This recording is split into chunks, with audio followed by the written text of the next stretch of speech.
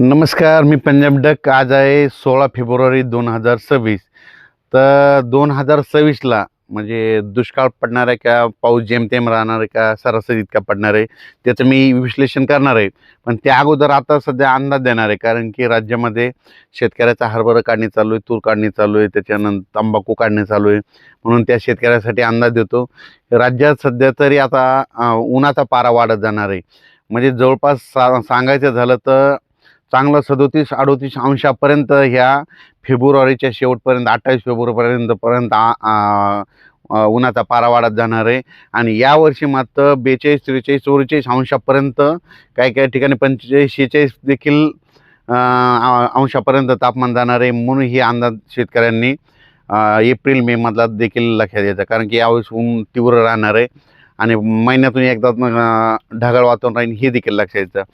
पण त्या अगोदर मी तुम्हाला आता सध्या महाराष्ट्रातल्या शेतकऱ्याला एक अंदाज देणार आहे. आज आहे 16 फेब्रुवारी 2026.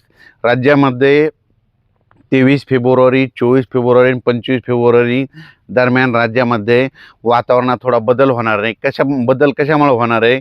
कारण की काय झालं, इकडं तामिळनाडू, केरळकडे एक कमी दाबाचा पट्टा असल्यामुळं आणि इकडं WD सक्रिय असल्यामुळं, म्हणजे मध्य प्रदेश, राजस्थान, गुजरात आणि तिकडं पाऊस पडत असल्यामुळं त्याचा थोडाफार असर काय होणार आहे, महाराष्ट्रातल्या एखाद्या भागाला बसणार आहे. म्हणजे आभाळ येणार आहे आणि तुरळक ठिकाणी पूर्व विदर्भाकडेच पावसाचं वातावरण तयार होणार आहे. म्हणून हा अंदाज सर्व शेतकऱ्यांनी, पूर्व विदर्भातल्या शेतकऱ्यांना लक्षात घ्यायचा.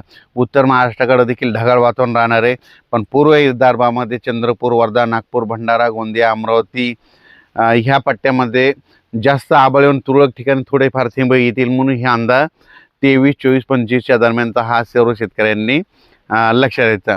राज्यभर कुठं असं सगळीकडे खूप काही पाऊस पडणार नाही, त्याच्यामुळे हे देखील सर्व शेतकऱ्यांनी लक्षात द्यायचं. ज्यांचा हरभरा काढणी असायला त्यांना काढू शकता, ज्यांचा तूर काढणी चालू आहे ते देखील काढू शकता. तंबाखूच्या शेतकरी कर्नाटकच्या तुम्ही देखील तंबाखू काढू शकता, कारण की आता सध्या तरी पावसाचं 20-22 तारखेपर्यंत वातावरण नाही.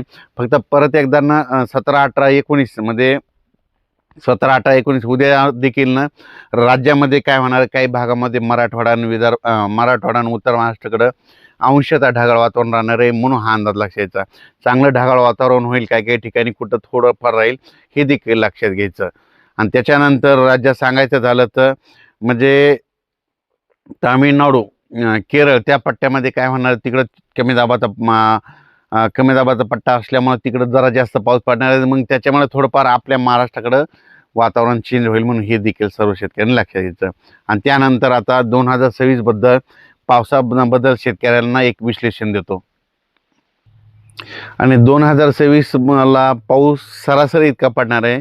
म्हणजे तुम्हाला सांगू इच्छितो, समजा परभणी जिल्हा असेल, समजा बीड जिल्हा असेल, तर बीड जिल्ह्यामध्ये दरवर्षी काय असतं, कधी कधी 550 मिलीमीटर, 500 मिलीमीटर, कधी 650 मिलीमीटर पाऊस असा पडत असतो. म्हणजे सरासरी त्या बीड जिल्ह्याची संपूर्ण सरासरी. तर 2025ला काय झालं की बीड जिल्ह्यात जवळपास 1200-1300 मिलीमीटर पाऊस पडला.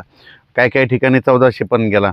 मग तितका असा म्हणजे जसा 2026ला म्हणजे दुप्पट असा पाऊस पडणार नाही, सरासरी इतका म्हणजे जेमतेमच पाऊस पडणार आहे. मात्र पिकं खूप चांगली येणार आहे. म्हणून हा अंदाज सर्व शेतकऱ्यांनी लक्षात द्यायचा. जितका पाऊस कमी राहतो ना त्यावर्षी पिकं चांगली येतात. कापूस चांगला येतो, सोयाबीन चांगलं येतं, तूर चांगली येतं, पांढऱ्या तुरीला चांगला उतार येतो. म्हणून हे सर्व शेतकऱ्यांनी लक्षात द्यायचं. आणि जितका जास्त पाऊस तितका नुकसान शेतकऱ्याचं होतं. आणि 2026 जर सांगायचं झालं तर काय होणार, थोडा पाऊस कमी राहील, पण काय होणार आहे, सप्टेंबर ऑक्टोबरच्या दरम्यान जे परतीचा पाऊस येईल त्याच्यामध्ये काही काही भागाची सरासरी ओलांडून टाकेल. म्हणजे काही काही मग परतीचा पाऊस काही काही भागामध्ये ते देखील चांगला पडणार आहे. म्हणून हे देखील सर्व शेतकऱ्यांनी लक्षात घ्यायचं. आणि बऱ्याच मला शेतकऱ्याचे फोन आले की यावर्षी आंब्याला खूप मोहर आला आहे. तर मी सांगत असतो ना, आंब्याला आला, पण तुम्हाला एक सांगतो, मी म्हणत असतो फक्त गावरान आंबा जर पिकला आणि टिकला तर त्यावर्षी पाऊस कमी पडतो, त्यावर्षी म्हणजे पाऊस कमी पडतो, दुष्काळ पडतो, असं मी स्वतःचा प्रॅक्टिकल अभ्यास आहे. आणि मग बरेच जण काय म्हणले की मेसेजमध्ये त्यांचं असं होतं की ते म्हणले की यावर्षी मग सगळे दुसरे पण कधी फुटते. तर तुम्हाला एक सांगू इच्छितो, फक्त मी म्हटलं गावरान आंबा, फक्त गावरान आंब्याचाच उल्लेख केलेला आहे. तुम्ही बघा, दरवर्षी गावरान आंब्याला कधीच कैऱ्या लागत नाही. 2 वर्ष येतात, 1 वर्ष लागत नाहीत. म्हणून हे लक्षात घ्यायचं. म्हणून यावर्षी बघा, तुम्ही गावरान आंब्याचं निरीक्षण करा. तुम्ही ते दुसरे जे सरकारी आंबे त्याचं हे करू नका.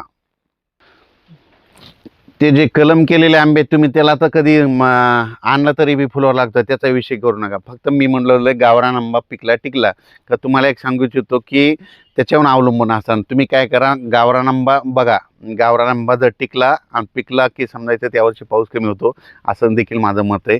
त्याच्यानंतर तुम्हाला एक सांगू इच्छितो, तर हे नुसतं सॅटेलाईटद्वारे नाही, तर तुम्हाला सांगतो हे 2026 आहे, तर 27-28ला खूप पाऊस पडणार आहे. ह्या 2026ला जर कमी होईल, पण पुन्हा 27-28नं सरासरीपेक्षा जास्त पाऊस पडणार आहे. म्हणून हे देखील सर्व शेतकऱ्यांनी लक्षात घ्यायचं. तसेच एका शेतकऱ्याचा मला एक मेसेज आला होता की ती म्हणला की थंडी जर जास्त असली की त्यावर्षी गावरान आंबे फुटले. तर मी त्यांना लगेच ते एक मेसेजमध्ये सांगितलं होतं, फोन करून सांगितलं होतं, ज्या वर्षी म्हणजे थंडी खूप झाली, म्हणजे म्हणजे आपल्या उत्तरेकडे म्हणजे दिल्लीकडं काश्मीरकडं खूप बर्फवारी झाली, त्यावर्षी थंडी झाल्यामुळे त्यावर्षीच फक्त गावरान आंबा मला फुलवारा लागला होता. आणि त्यावर्षी माझा पाऊस कमी पडलेला असे माझ्याजवळ सगळ्या तारखेवाही लिहून ठेवलेलं आहे. म्हणून हे त्या शेतकऱ्याला मी उदाहरण दिलं. म्हणजे त्यांना सांगितलं की म्हणजे उत्तरेकडे खूप थंडी झाली, बर्फवारी झाली, त्या वर्षी मग काय झालं की आपल्या महाराष्ट्रातल्या गावरान आंब्याच्या झाडाला फुलवारा लागला होता.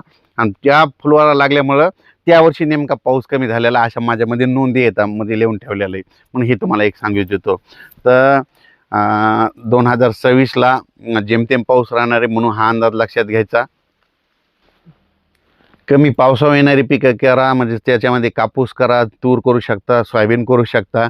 लवकर येणाऱ्या जाती करा, लवकर येणाऱ्या जाती सक्सेस राहिलेल्या आहेत. म्हणून हे देखील सर्व शेतकऱ्यांनी लक्षात घ्यायचं. म्हणजे माझं म्हणणं आहे, निसर्गावर शेती केली पाहिजे. निसर्ग म्हणतो पाऊस जास्त आहे तर पावसावर येणारी पिकं करायची. निसर्ग म्हणतोय थंडी जास्त, थंडी येणारी पिकं करायची. निसर्ग म्हणतोय ऊन जास्त आहे, आभाळ जास्त आहे, तर मग वेलीवर्गीय पिकं करायची. हे सांगू इच्छितो. सध्या आज 16 तारखेपासून काय होणार आहे, आणखीन 20 तारखेपर्यंत थंडी राहणार. 20 फेब्रुवारीपर्यंत. 22च्या नंतर परत रात्रीची देखील थंडी कमी होत जाणार आहे. म्हणून हे देखील सर्व शेतकऱ्यांना लक्षात द्यायचं. पण त्याच्यानंतर ह्या फेब्रुवारी संपल्याच्या नंतर म्हणजे मार्चपासून चांगलं उन्हाचा पारा वाढत जाणार आहे. म्हणून हा अंदाज सर्व शेतकऱ्यांनी लक्षात द्यायचा. म्हणजे मार्चपासून चांगलं राज्यामध्ये 38-39-40 अंशापर्यंत उन्हाचा पारा राहील. म्हणून हे देखील लक्षात द्यायचं.